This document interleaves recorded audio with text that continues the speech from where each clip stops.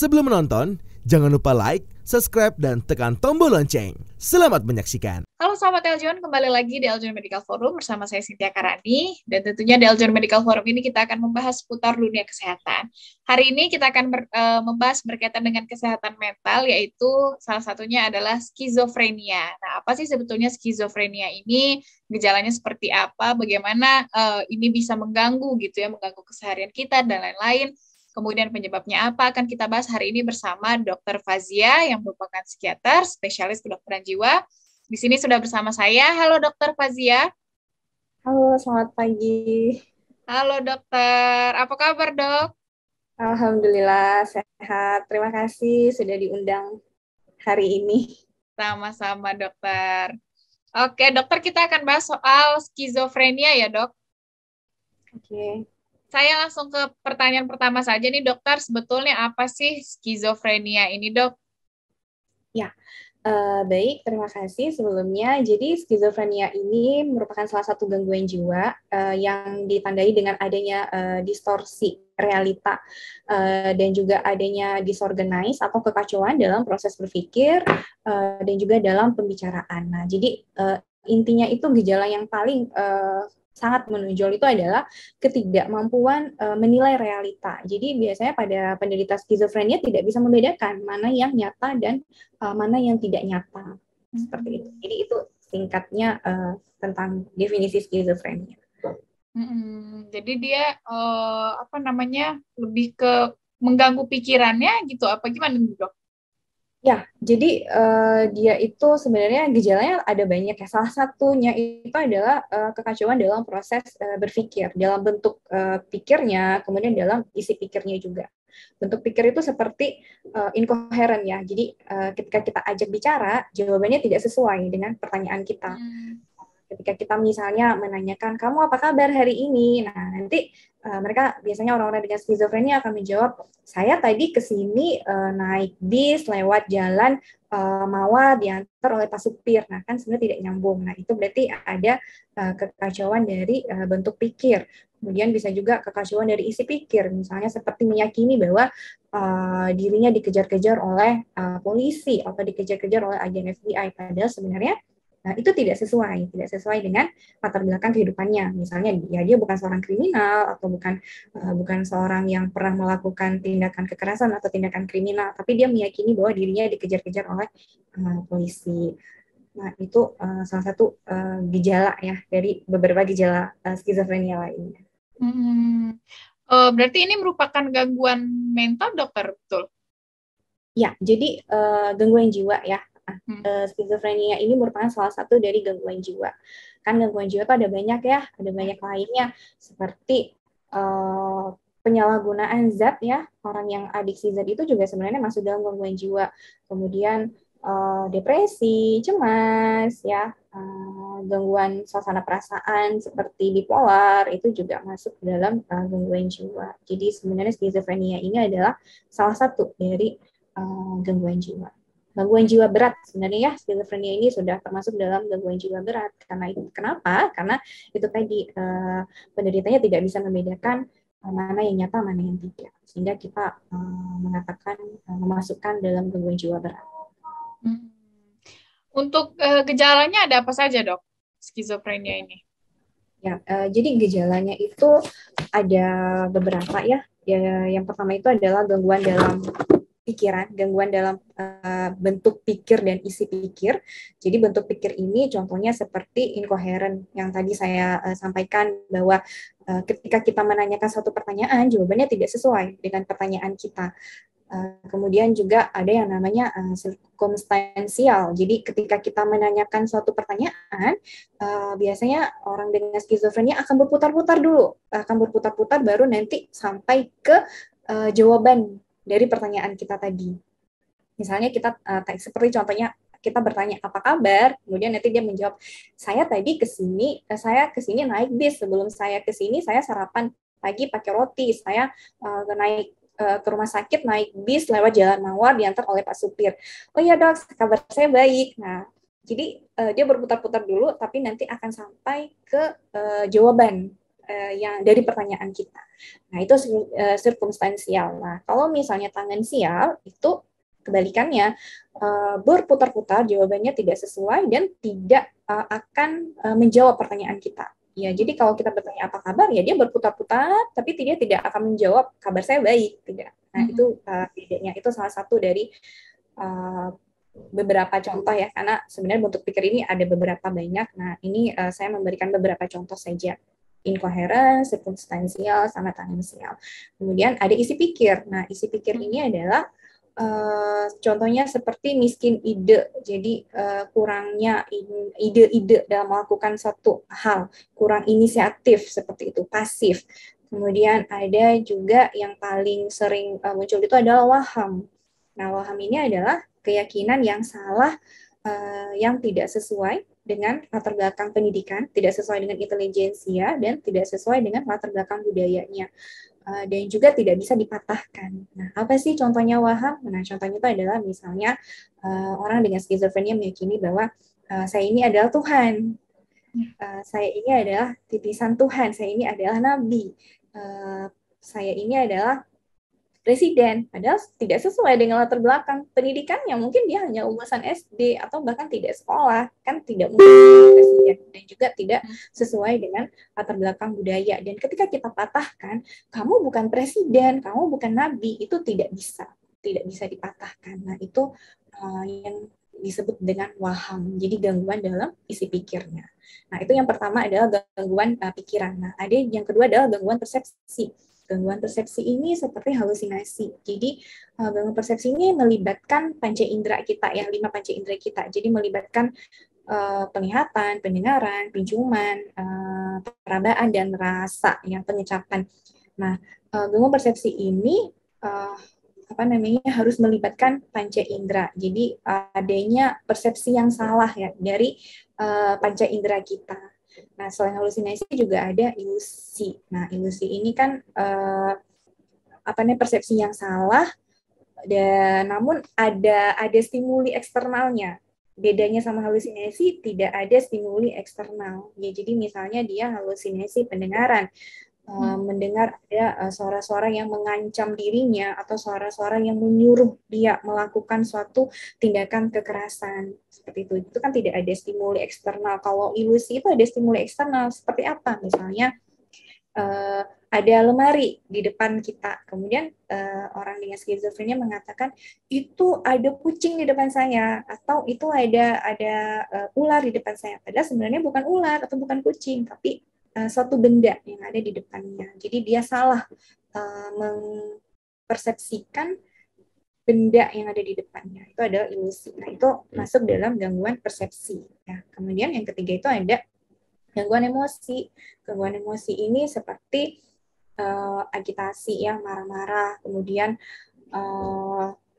afeknya. Jadi kan tadi ketika Mbak menanyakan, dokter apa kabar, saya menjawab dengan senyum seperti itu. Nah, jadi ketika pada orang dengan skizofrenia, kamu apa kabar, dia akan menjawab dengan datar atau bahkan dingin seperti itu. Jadi afeknya tidak sesuai. Kemudian emosinya, moodnya juga ya, mood itu adalah, atau emosi itu adalah sesuatu yang bisa kita nilai dari luar dan harus diungkapkan oleh pasien. Jadi kita mungkin bisa membedakan afek dan emosi atau mood. Afek itu yang terlihat saja dari kita, namun pasien itu tidak mengungkapkan. Tapi ketika dia mengungkapkan saya sedang marah dan kita memang melihat ekspresi wajahnya marah, maka itu adalah moodnya yang sedang marah. Seperti itu. Yang ketiga itu adalah gangguan emosi. Nah, kemudian yang keempat itu adalah gangguan dalam penampilan dan perilaku. Yang penampilannya seperti tidak mau mengurus dirinya sendiri, menarik diri dari lingkungan sosial, tidak mau mandi, ya tidak mau mandi berhari-hari, tidak mau keramas, tidak mau potong kuku, tidak mau ganti baju, kemudian gaduh gelisah, itu gangguan dalam penampilan. Kemudian ada gangguan motivasi, jadi dia tidak ada keinginan untuk melakukan suatu kegiatan, tidak ada motivasi, tidak ada kemauan. tidak ada energi, ya tidak ada inisiatif, pasif seperti itu untuk melakukan suatu kegiatan. Kemudian yang terakhir itu adalah yang keenam, gangguan kognitif. Seperti apa? Seperti gangguan dalam pemusatan perhatian, gangguan atensi, gangguan perhatian, jadi sulit fokus, kemudian gangguan kesulitan dalam menentukan prioritas, kesulitan dalam belajar, kesulitan dalam menyelesaikan masalah, kemudian kesulitan dalam mengambil keputusan. Itu tadi 6 gejala-gejala yang sering kita dapatkan pada penderita skizofrenia. Oke, jadi macam-macam yang tadi dokter, pikiran, kemudian juga ada ilusi dan halusinasi juga artinya dokter ya. Tapi kan dokter ada beberapa gangguan juga gejalanya adalah ilusi dan halusinasi ini ya dokter ya. Yang membedakannya dengan gejala yang lain, skizofrenia ini apa dok? Jadi sebenarnya kalau kita mengikuti dari PPDGJ ini suatu pedoman untuk diagnosa gangguan jiwa ya. Jadi kalau kita ingin mendiagnosa seseorang dengan skizofrenia, kita harus benar-benar memastikan dulu bahwa yang di atasnya itu sudah tersingkirkan. Contohnya misalnya gangguan mental organik ya. Gangguan mental organik itu diakibatkan oleh gangguan sakit yang lama, gangguan fisik yang berat dan sudah lama. Contohnya seperti orang yang mengalami stroke. Nah, ketika seseorang mengalami stroke itu kan bisa menyebabkan gangguan pada struktur otak sehingga bisa memunculkan gejala-gejala yang mirip dengan psikotik ya. Kemudian orang yang mengalami gula darah tinggi, diabetes yang sudah lama, atau juga orang yang mengalami gangguan fungsi hati, yang gagal ginjal yang lama, itu juga dalam perjalanan waktunya dan perjalanan penyakit itu bisa berhubungan dengan kerusakan otak. Bagaimana yaitu tadi ada mungkin racun-racun di dalam tubuhnya sudah terlalu banyak sehingga menyebabkan kerusakan otak ya. Itu secara singkat prosesnya, sehingga muncullah gejala yang mirip dengan gejala psikotik, ada halusinasinya.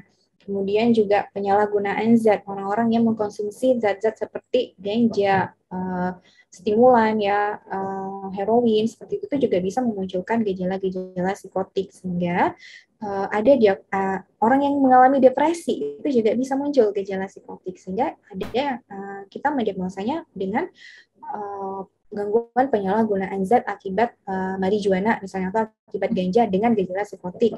Kemudian kita juga bisa mendiagnosa gangguan depresi dengan gejala psikotik. Jadi sebenarnya gejala skizofrenia ini juga bisa didapatkan pada gangguan-gangguan jiwa lainnya. Nah, apakah ada beda halusinasi pada skizofrenia dengan halusinasi pada gangguan lainnya? Sebenarnya ya sama, tidak ada beda. Prosesnya sama-sama karena adanya kerusakan struktur otak dan juga adanya gangguan dari senyawa-senyawa kimia di otak kita. Jadi sebenarnya prosesnya sama, gejalanya sama. Namun ya itu tadi kita harus membedakan dulu, apakah dia ada sakit fisik, ternyata tidak ada. Apakah dia ada riwayat penggunaan zat, ternyata tidak ada. Nah, baru kita bisa meyakinkan bahwa ini ternyata halusinasinya karena skizofrenia. Seperti itu. Oke. Terus dokter, skizofrenia apakah ada jenis-jenisnya dok? Skizofrenia ini sebenarnya ada jenisnya ya, ada beberapa jenisnya. Ada yang pertama itu adalah skizofrenia paranoid. Gejala yang menonjol itu adalah halusinasi pendengaran berupa mengancam pasien atau menyuruh penderita untuk melakukan sesuatu tindakan yang membahayakan misalnya. Kemudian juga yang sangat jelas itu adalah adanya keyakinan yang salah, waham kejar. Jadi keyakinan yang salah bahwa orang dengan skizofrenia dikejar-kejar oleh polisi atau dikejar-kejar oleh orang jahat, kemudian juga meyakini bahwa dirinya akan dibunuh atau dirinya akan disakiti, diracuni, sehingga orang-orang dengan skizofrenia paranoid biasanya tidak mau makan. Kenapa? Karena takut dalam makanan atau minumannya itu ada racun yang akan membunuhnya. Seperti itu. Kemudian ada yang kedua itu skizofrenia hebefrenik. Ini yang gejala yang menonjolnya adalah gangguan dalam proses berpikir. Yaitu bentuk pikir yang tadi saya jelaskan ya, bahwa terjadi inkoherensi, terjadi ketidaknyambungan, nggak nyambung antara jawaban dengan pertanyaan. Kemudian juga afeknya, ekspresi wajahnya yang tidak wajar. Ketika kita cerita sedih, dia merespon dengan bahagia atau sebaliknya. Ketika kita cerita bahagia, dia merespon dengan sedih. Kemudian ada perilaku-perilaku yang tidak bertujuan, jadi seperti tidak punya tujuan hidup. Nah, itu yang hebephrenic. Kemudian ada skizofrenia simplex. Skizofrenia simplex ini biasanya tidak didahului dengan gejala halusinasi atau waham. Jadi yang menonjol itu adalah gejala-gejala penarikan diri dari lingkungan sosial, kemudian juga tidak ada motivasi, tidak ada energi, tidak bersemangat, tidak ada inisiatif, pasif, tidak ada ide, malas melakukan aktivitas. Jadi gejalanya lebih ke tidak ada motivasi lah, gangguan motivasi kalau untuk yang skizofrenia simplex. Kemudian yang keempat ada skizofrenia residual. Nah, kita baru bisa mengatakan seseorang mengalami skizofrenia residual ketika dia sudah pernah mengalami gejala-gejala skizofrenia seperti halusinasi, waham, ya, gangguan emosi dalam kurun waktu 1 tahun. Nah, sekarang yang muncul itu adalah gejala-gejala sisa. Apa itu gejala sisa? Sebenarnya mirip seperti gejala di simplex, namun dia pernah mengalami gejala skizofrenia yang lainnya yang halusinasi waham tadi. Jadi skizofrenia residual ini baru bisa kita diagnosa ketika muncul gejala tidak ada motivasi, tidak ada energi, penarikan diri, tidak ada inisiatif, seperti itu. Kemudian yang terakhir itu ada skizofrenia katatonik. Nah, ini biasanya gejala yang menonjol itu adalah adanya upaya untuk mempertahankan suatu posisi tubuh. Misalnya dia menjadi patung, ya. Kita kan disuruh duduk diam sebentar aja sudah nggak bisa, ya. Pasti 5 menit kita sudah gaduh gelisah, udah bergerak-gerak. Nah, tapi pada penderita skizofrenia katatonik, dia bisa mempertahankan posisi yang seperti patung itu berhari-hari.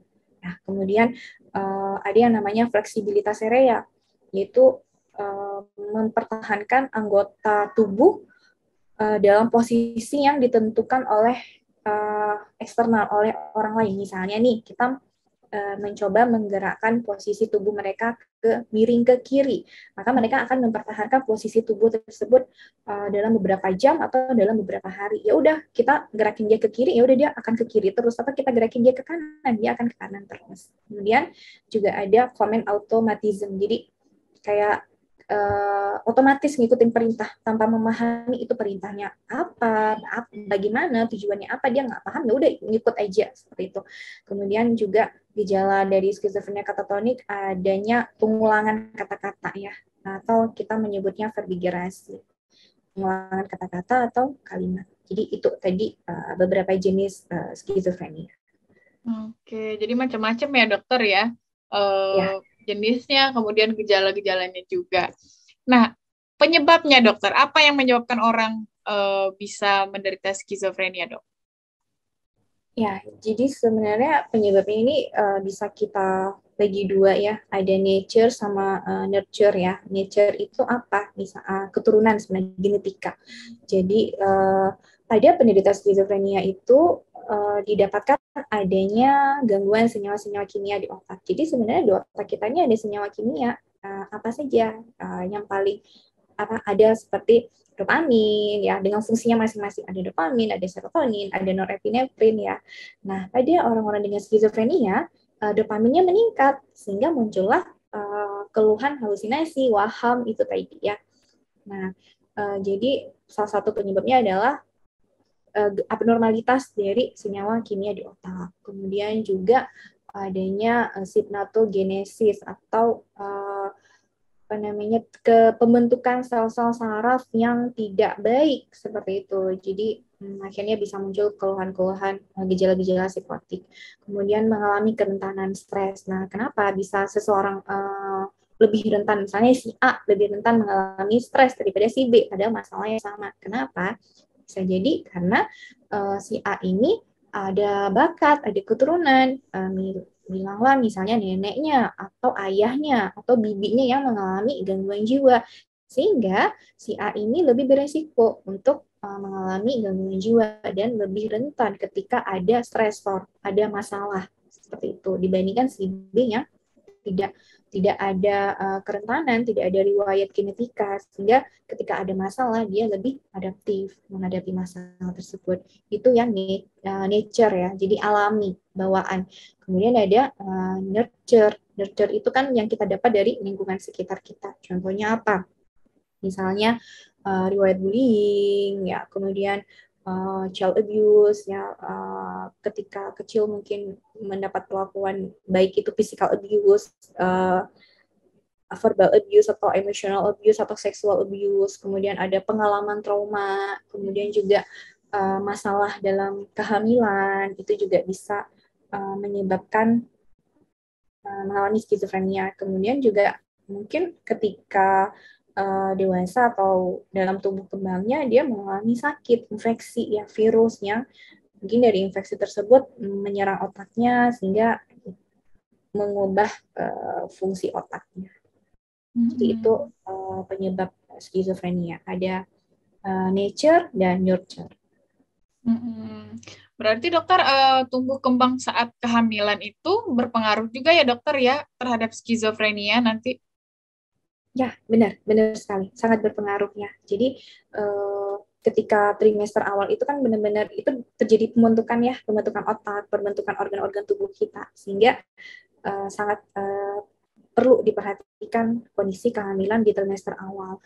Kemudian juga kita juga memperhatikan selain kesiapan seperti mungkin konsumsi vitamin, ya vitamin untuk pembentukan otak, kita juga harus melihat apakah si ibu ini sudah siap dengan kehamilannya. Mungkin ketika hamil usia ibu masih terlalu muda, jadi dia belum siap untuk kehamilannya.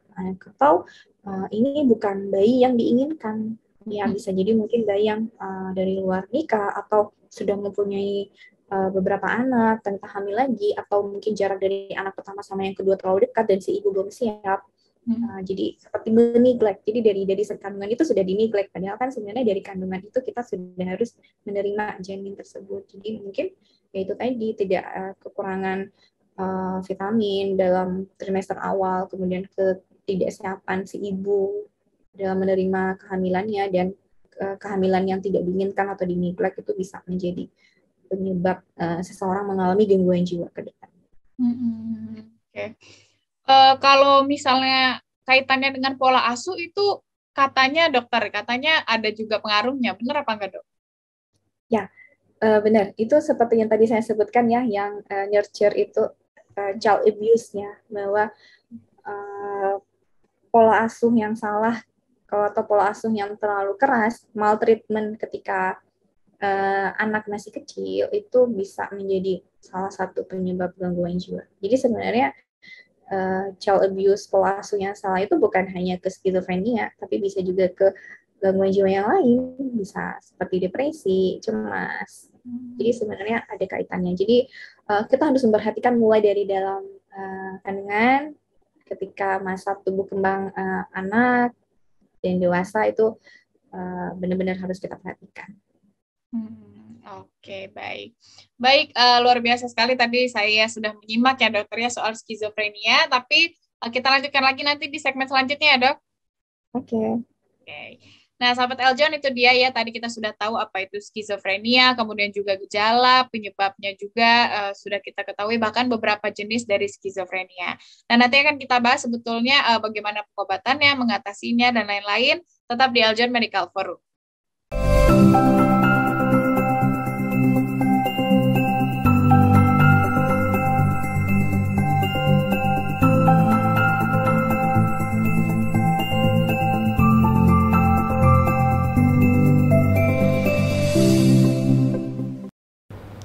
Si Patrick dan Tuan Crab lagi tamasya. Diklik subscribe-nya ya.